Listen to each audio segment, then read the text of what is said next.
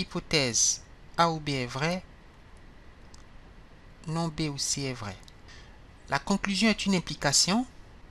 On va regarder l'antécédent de cette implication comme une hypothèse supplémentaire et tenter de démontrer la conclusion que B et C est vrai. À la troisième ligne, supposons que A soit faux, c'est-à-dire supposons que non A soit vrai. Donc, si non A est vrai, c'est une hypothèse, c'est-à-dire si A est faux, par le syllogisme disjonctif, aux lignes 3 et 1, on peut dire que B est vrai. C'est pas parce qu'on a A ou B, or A est faux, donc B est vrai. Donc, syllogisme disjonctif, lignes 1 et 3. Vous voyez, la conclusion, c'est que B et C est vrai. Et on a déjà B, il faut donc chercher à montrer que C est vrai pour conclure. Alors, regardez la deuxième hypothèse. Elle dit que non B ou C est vrai. Vu que B est vrai, utilisons la double négation pour réécrire B. Donc, on a non non B. Autrement dit, non B est faux.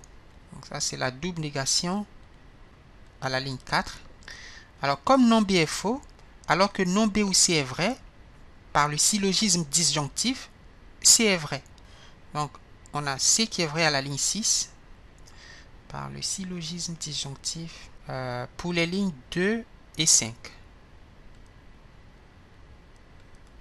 Alors, B est vrai à la ligne 4, C est vrai à la ligne 6.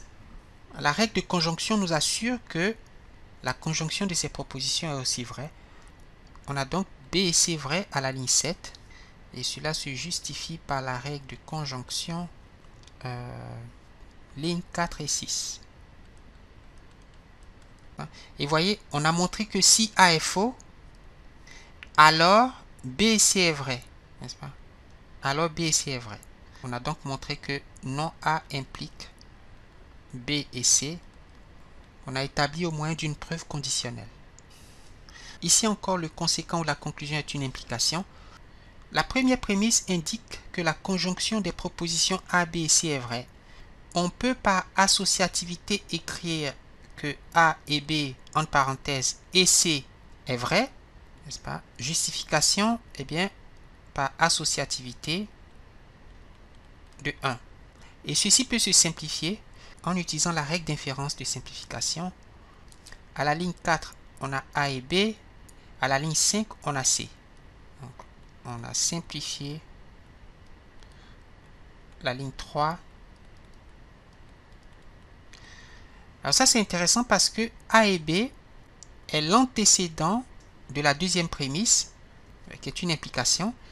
Alors, si l'antécédent est vrai et que l'implication est vraie, alors la conclusion est vraie. C'est le modus ponens. Si A est vrai et que A implique B, alors B est vrai. On a déjà A et B, et on a A et B implique D implique E. Donc par le modus ponens, on affirme que D implique E est vrai. Donc ça, c'est le modus ponens ligne 2 et 4. On veut montrer que non E implique non D, c'est-à-dire si E est faux, alors D est faux. Or, on a si D est vrai, alors E est vrai. Mais cette implication est aussi équivalente à sa contraposée. Si A est vrai, alors B est vrai est équivalent à si B est faux, alors A est faux. A implique B est équivalent à non B implique non A. Donc, D implique E est équivalent à non E implique non D. Justification, eh bien, c'est la contraposée de la ligne 6. Et ceci termine la démonstration, n'est-ce pas? On a montré que non E implique non D est un théorème de cet ensemble de formules.